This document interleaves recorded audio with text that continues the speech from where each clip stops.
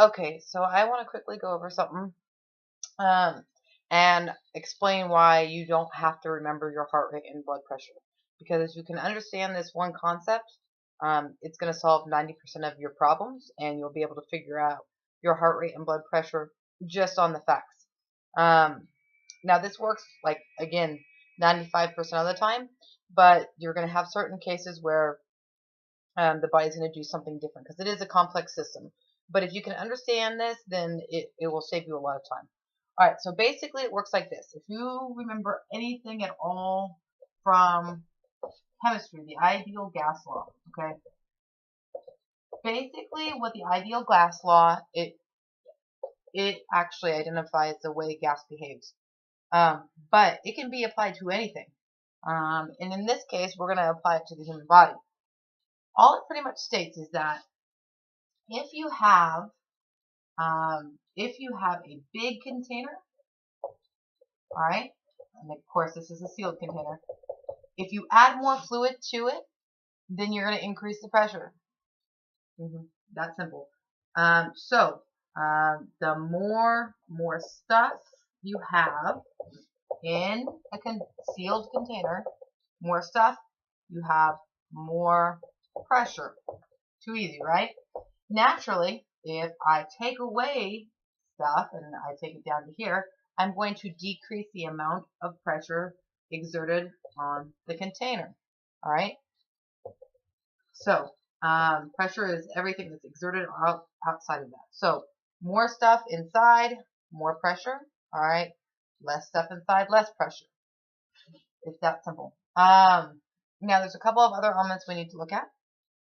And the ideal gas law, just so you know, has more concepts than that, but this is the primary gist of it. Pressure related to volume, related to the amount of stuff, or gas in that case. But we're going to refer it to blood.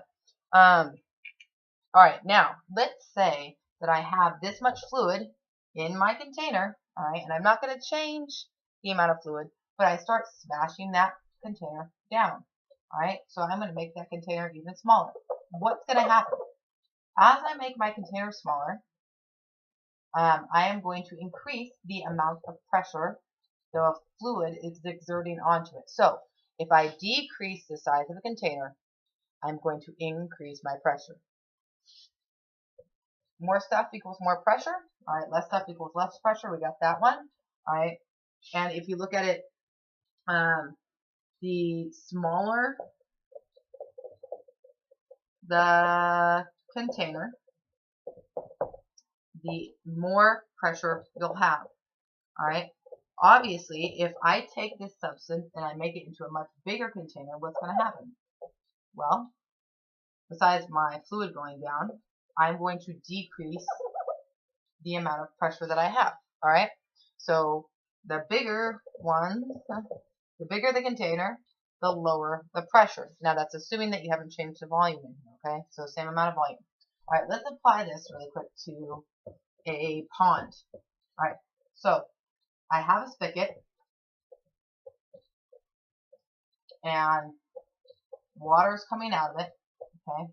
It's going to go through a hose. Now it's running to this very expensive pond that I built. Right, and it has a very expensive koi fish in it. So I want to take good care of it. With my koi fish. Nope. He looks unhappy somehow. Anyhow, if you know anything about a pond or a filtering system, you know that where water comes in, water has to go out because it's the filter. You also know that you generally will have a pump on it. All right, and in this case, I want you to think about this hose, all right, being your arteries, and this hose being your veins. So we've got fluid going in, and we've got fluid coming out. Too easy, right? So let's apply that pressure idea. So if I increase the amount of fluid, let's say I just turn this up a little bit, all right, if I increase the amount of fluid going through my hose, is my hose going to be under more pressure or less? And of course the answer is more pressure. More pressure will be exerted on here.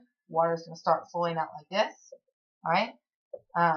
So the higher I turn my faucet, the more water it's going to spew out, okay? And the more my hose is going to become tighter and tighter. Now, likewise, if I take that and I decrease the amount of volume going through my hose, what's my hose going to do? It's going to shrivel up, right? And it's going to just trickle out some water. Okay, so we've got that idea. The more fluid that's coming in, the more pressure that you will have on your hose. The more fluid that, the less fluid that's going through, the less pressure you'll have on your hose. All right, in relation to the body, let's get rid of your ideal gas law. You can stop thinking about that. All right, if I have an increase in fluid in my body, what's going to happen? Well, the answer is that I'm going to increase my blood pressure, just like the hose. Remember that your blood pressure basically is systolic over diastolic. All right, the systolic is when, and I call it the starting systolic, all right, and you're dying systolic. All right, so starting is the amount of pressure going through when blood swoosh goes through.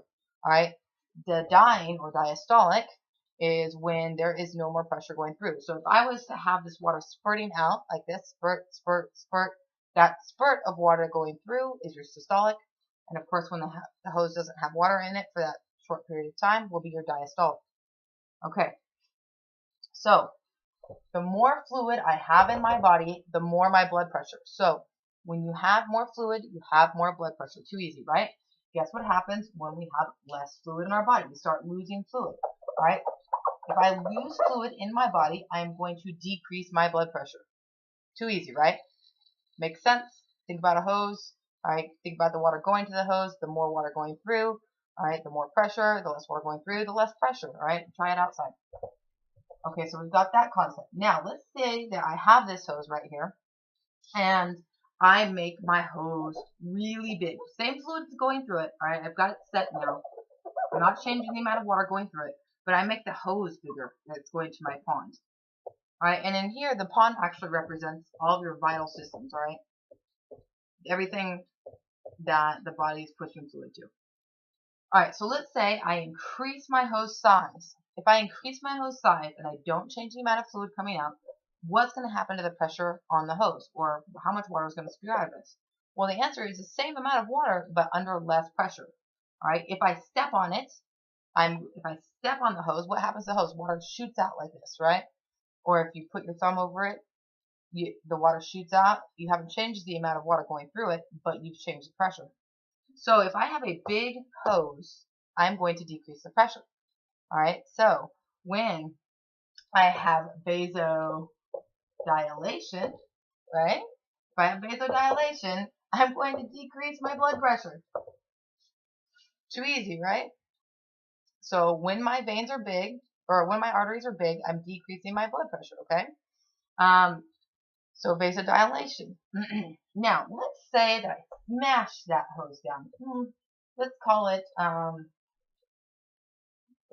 plaque. Let's call it vasoconstriction. Let's call it LDLs, all right? Let's call it plaque buildup. Vasoconstriction, anything that prevents my hose, or I clamp my hose down and I decide I'm going to step on my hose, all right, is going to increase the blood pressure. So when I have things that constrict my hose, I increase the pressure coming out of it, even if the fluid hasn't changed. All right, so vasoconstriction of any sort, any resistance at all by the hose is going to cause an increase in your blood pressure. All right, likewise, big hose, little pressure. All right, I'm sorry, big hose, low pressure. All right, small hose, more pressure.